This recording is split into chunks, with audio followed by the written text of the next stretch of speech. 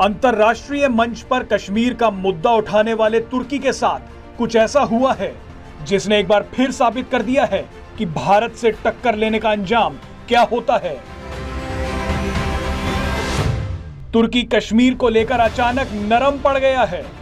सबसे हैरानी की बात तो यह है कि तुर्की ने पाकिस्तान से दूरी बढ़ाने के संकेत भी दे दिए हैं।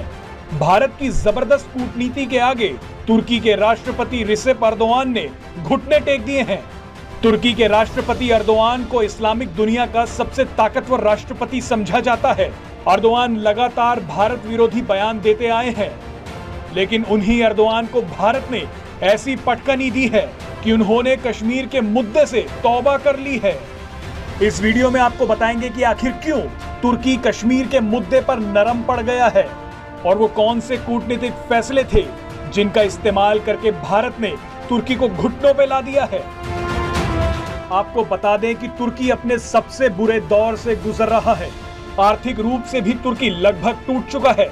तुर्की के हालात इतने बुरे हो गए कि उसे फाइनेंशियल एक्शन टास्क फोर्स यानी FATF की ग्रे लिस्ट में पाकिस्तान के पास पहुंचा दिया गया है। FATF की ग्रे लिस्ट में आना तुर्की के लिए किसी बड़े झटके से कम नहीं है। इसकी वजह से तुर्की अब और बड़े आर्थिक संकट में फंस गया है। तुर्की पाकिस्तान की तरह दुनिया में अलग थलग पड़ता जा रहा है।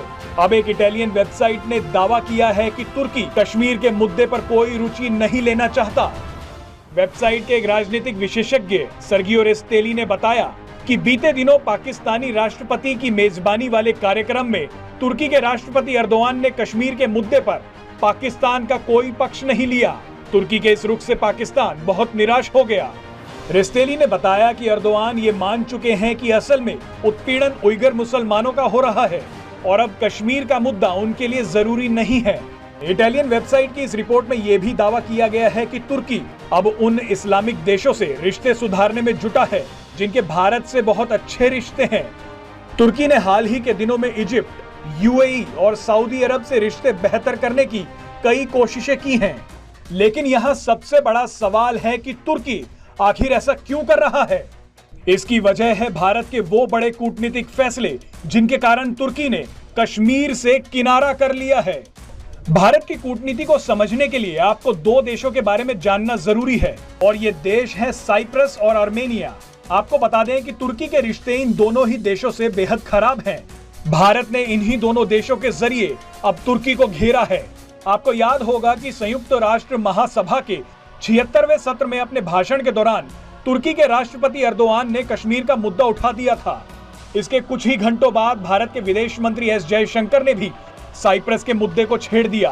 गौरतलब है कि तुर्की ने कई सालों पहले साइप्रस के एक बड़े हिस्से पर अवैध रूप से कब्जा कर लिया था। साइप्रस के मुद्दे पर तुर्की UN के प्रस्ताव की भी अनदेखी करता रहा है। अर्दोआन ने साल 2019 में भी अपने संबोधन में कश्मीर का मुद्दा उठाया था। उस समय प्रधानमंत्री नरेंद्र मोदी ने साइप्रस के राष्ट्रपति के साथ बैठक की थी, जिसमें PM मोदी ने साइप्रस की स्वतंत्रता और एकता की बात कही थी। उस समय ये तुर्की के लिए किसी बड़े झटके से कम नहीं था।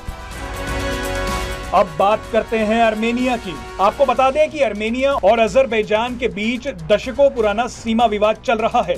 हाल ही में ये विवाद फिर भड़क उठा था। इस लड़ाई में पाकिस्तान और तुर्की ने खुलकर अजरबैजान का साथ दिया था। यही कारण है कि कश्मीर मुद्दे पर अजरबैजान भी खुलकर पाकिस्तान और तुर्की का समर्थन करता है, लेकिन वहीं आर्मेनिया हमेशा से कश्मीर पर भारत का साथ देता आया है। कुछ दिन पहले ही भारतीय विदेश मंत्री S जयशंकर आर्मेनिया के दौरे पर थे, जहां उन्होंने आर्मेनिया को व्यापार के लिए बनाए जा रहे नॉर्थ साउथ कॉरिडोर में शामिल करने का निर्णय लिया। आपको बता दें कि पहले ये कॉरिडोर अजरबैजान से होकर गुजरना था। अजरबैजान को तुर्की का साथ देना और कश्मीर का मुद्दा उठाना भारी पड़ गया। आपको बता दें कि नॉर्थ साउथ कॉरिडोर के शुरू होते ही